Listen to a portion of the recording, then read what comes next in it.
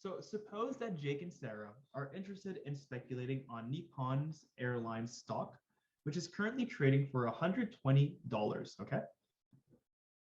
So it's currently trading for 120 bucks. That's interesting. Sorry about that. I just ate food. I'm so sorry.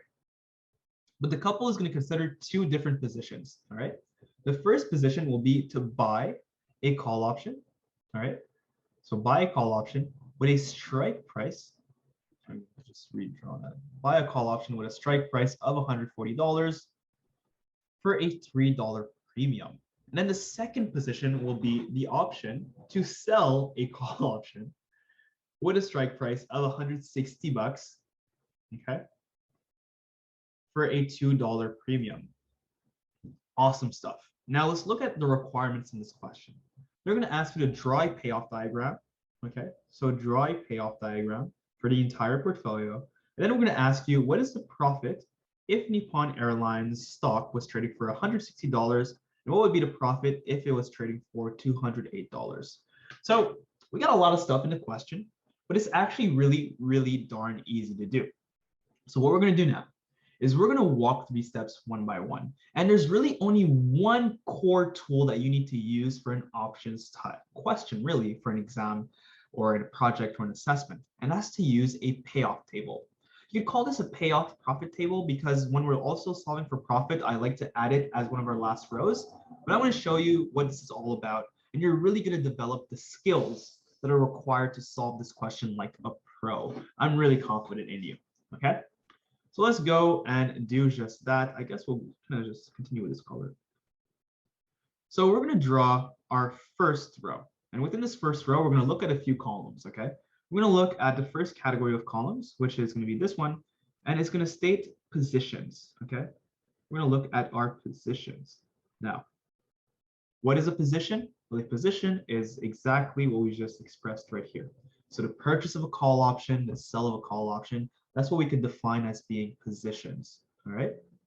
Now, we're going to look quickly at some of the columns that we need to deal with, okay, within our first row. So within our headers, I guess.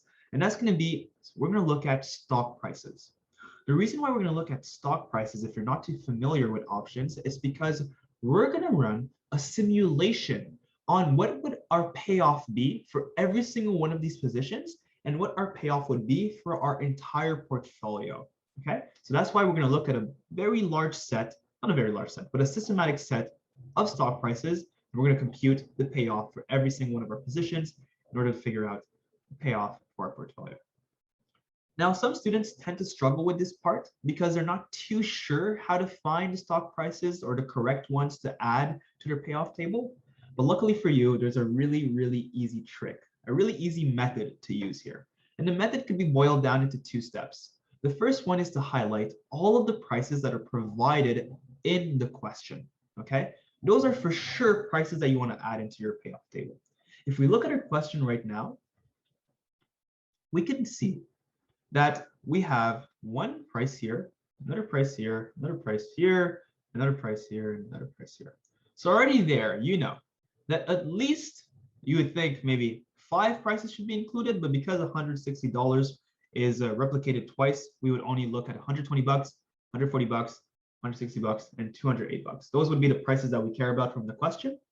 And then we're going to add, which is the second second piece of this method, is we need to look at our extremes, okay? What does it mean to look at our extremes?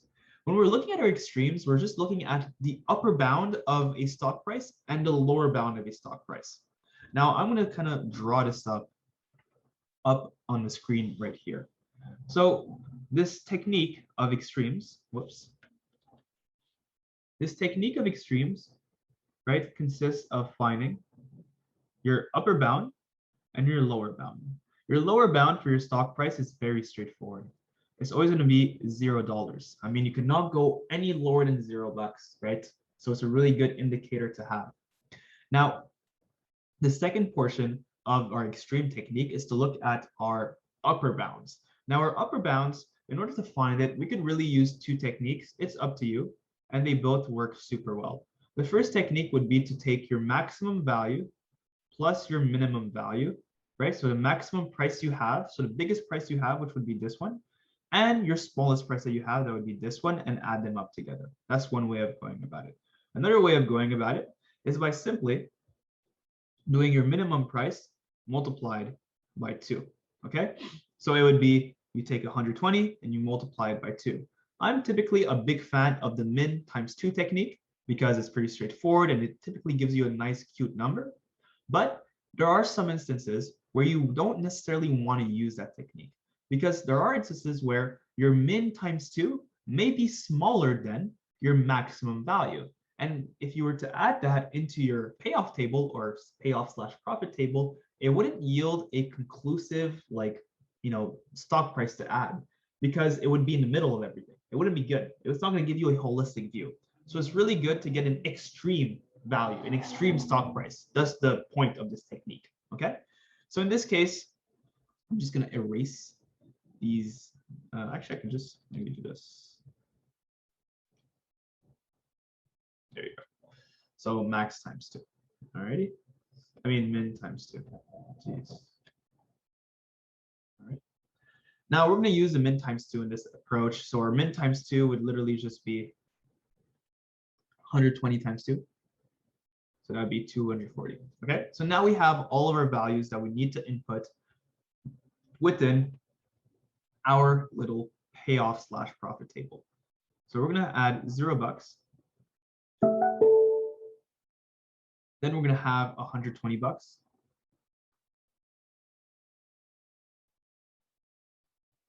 Then we're going to have 140 bucks. Then we're going to have 160 bucks.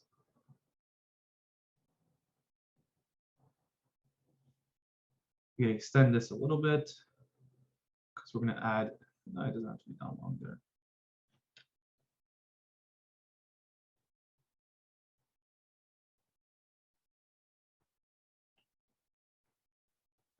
We're going to add here 208. We're going to add here 240. Okay, cool. So now we're going to look at our rows. And really, there are 2 categories of rows that we need to look at. First category will literally be our positions that we've highlighted previously. So the purchase of a call and the sell of a call. And the second category of rows that we need to input within our payoff/profit table, well, it's the sum of our payoffs for one simulated stock price and the sum of our profits for one simulated stock price. And we're going to do that for every single one of them. The reason why we're adding profit to this table is because the question is asking you about profit. If a question does not ask you about profit, you don't need to add this step to your payoff table. Thus, it would only be a payoff table rather than a payoff/profit table. Okay, so let's go and do just that. We're going to have our first position, our second position, then we're going to have our profit/payoff. So here we're going to have buy. I guess I'm going to use a different color just because sometimes I guess a little bit strange. So we're going to do buy call at $140. Now, of course, it doesn't look as cute as it should. That's just because. So we have we're selling a call. Here we're going to have our payoff. Here we're going to have our profit.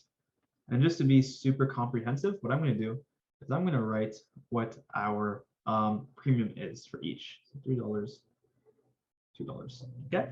So what we're going to do now is we're going to go through every single one of them step by step. We're going to find the payoff for each position, and then we're going to add them up together, and then we're going to look into the profit side of things. Okay. So what is a call? A call is the right to buy an underlying, we'll take a step back.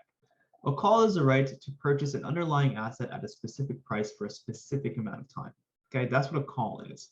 And to make this simple for you, a really good way to look at this is that a call is really useful because it allows you to purchase a stock price at a specific price, especially when the stock price is higher than the call. So you get to save money, right? In this example, we have a stock price that we simulated at $240. Well, if it's going at $240 and you have the right to purchase it at 140 bucks, that means that you're saving $100. Isn't that awesome? And what that $100 of savings is actually your payoff. So that's an amazing way to look at this. So let's think about this. If we look at this, like let's say the stock right now is trading at $0, and we know that we have the opportunity to purchase this stock at 140 bucks. What would you rather do? A fool would say that I'd rather buy it at 140 bucks, right? They would rather spend more money than what's is trading on the market. I don't know why. But a rational person would say, you know what? Well, I don't need to use my call option because I could buy it for cheaper on the stock market. And in that case, if I don't use my call option, my payoff will be equal to 0. Now, what's awesome here is that there's a clear takeaway. There's a clear technique to take here. For call options, a call option will only be exercised in cases where the call option is smaller than the stock price. That's the only cases at which you will be able to yield a actual payoff. So in this case, if it's trading at $0, your payoff will be $0. If it's trading at 120, your payoff will be 120. If it's trading at $140, well, you're indifferent between using your call option or purchasing it on the stock market. They're synonymous to each other at this point. They don't matter. You will not yield any savings or advantages from doing so. So in this case, your payoff is also $0. However, if, your stock is trading at $160 and you have the right to exercise your call at 140 bucks, well, I mean, of course you're going to use it. You're going to use it because you're able to save 20 bucks on a purchase. In that sense, the difference between the stock price that is bigger than your call option will be 20 bucks, and that's going to be your payoff. Okay, that's your payoff. Here, the difference will be 68 bucks. Here, the difference would be 100 bucks. Okay. Now, well, what happens if we want to sell a call? Selling a call is really interesting because you still have to use the same technique. You still need to figure out, well, what would have been my payoff if I had a call, right? If I had a call and the stock was trading at, let's say, 240 bucks, well, what would be my payoff, right? In this case, it would be 80 bucks. But the thing is, unfortunately, you sold the damn call. It's no longer yours. You're not benefiting from that payoff. And if you're not benefiting from that payoff, that is synonymous to a loss. And that's why anytime we have a sale of a call, right, or a sale of an option, and it was going to yield a payoff, you need to put a minus sign in front of it because we are foregoing that opportunity. In other words, it's going to be a negative value. So for sure, a call would have no potential payoff. In this case, if it has an exercise price of 160 bucks, so it won't have any payoff up until 208. At 208, if the stock is trading at that price, we know that we would technically have the opportunity to have a payoff of $48. But because we forego that opportunity, because we sold it, our payoff will sure be minus $48. Okay. And here it'll be minus $80. All right. So now we could solve for our total payoff. Here we would have $0, $0, $0, $20. Look at that, $20 and $20. Notice how our payoff remains at 20 bucks. That's an amazing insight to have here. Okay. And then we could also look at our profit. So how do we look at profit? This is something really important to kind of double down on. So a profit, will simply be, so your profit or loss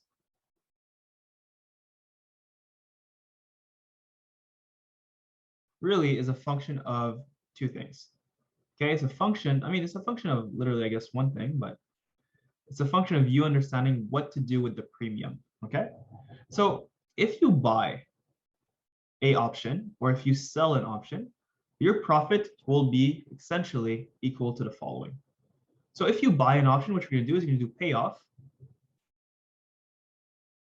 minus premium, right? Because you had to, a premium option isn't free.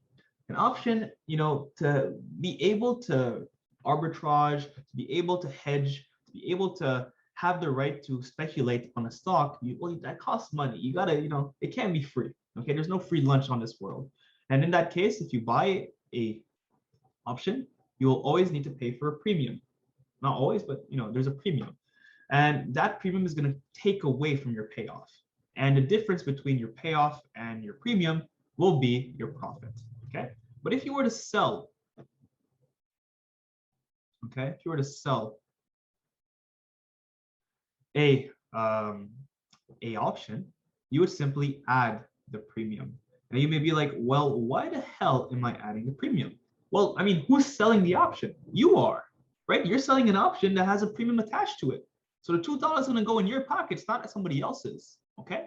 So that's why we add the premium. And this becomes really important and really interesting when we're dealing with, quite literally, an entire portfolio, because then you have to kind of assess what the effect of those premiums will be on your total, value. So that's just one way to look at it. So in this case, you would have essentially $3, right, minus $2. Every time, that's going to be the effect, right, of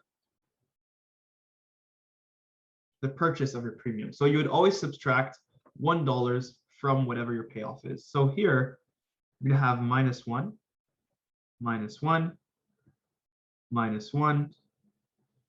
Here we're going to have $19. Here we're going to have $19.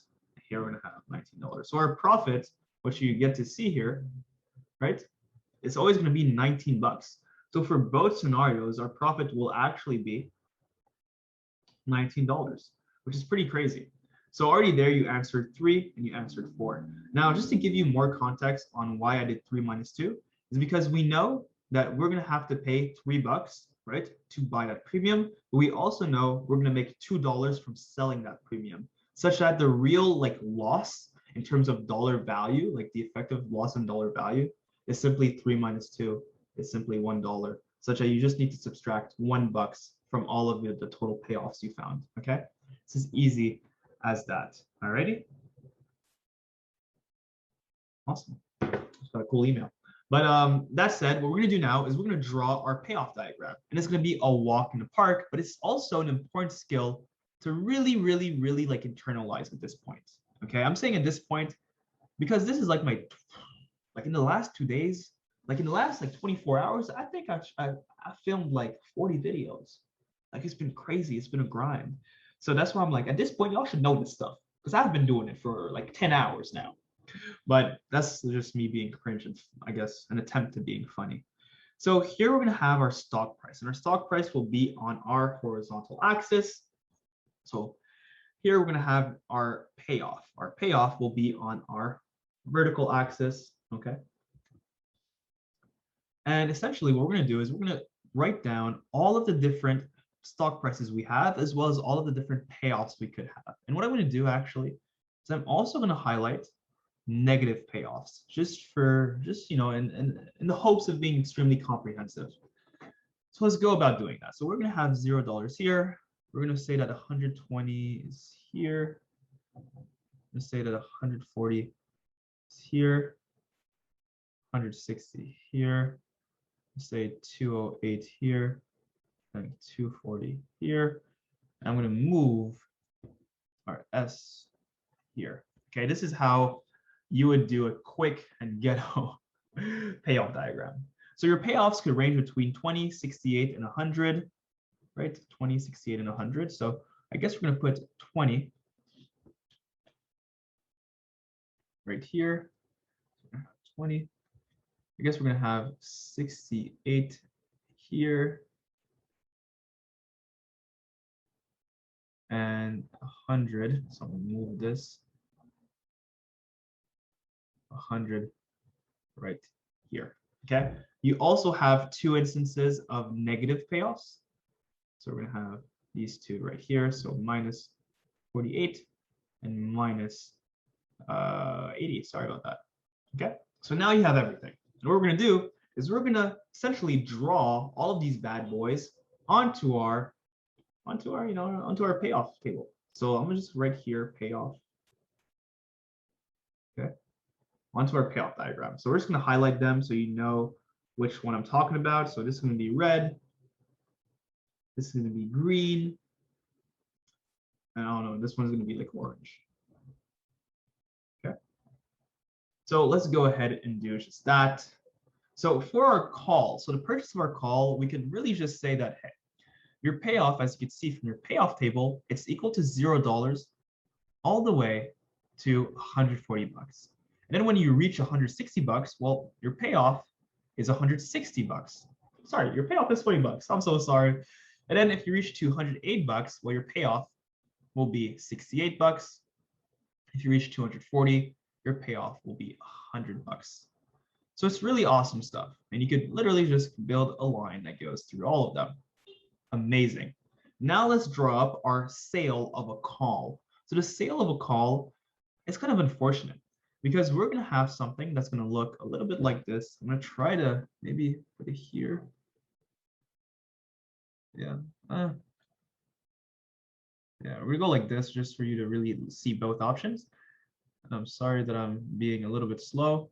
That's totally on me. So all the way to 160, okay, we're going to have $0 as our payoff. But because we're selling this call option, we're actually foregoing the opportunity to make that money, right? So we're going to be at minus 48 here and minus 80 here, such that we're going to have something that looks a little bit like this. Not the best view, but I'm going to, just keep it like that for now.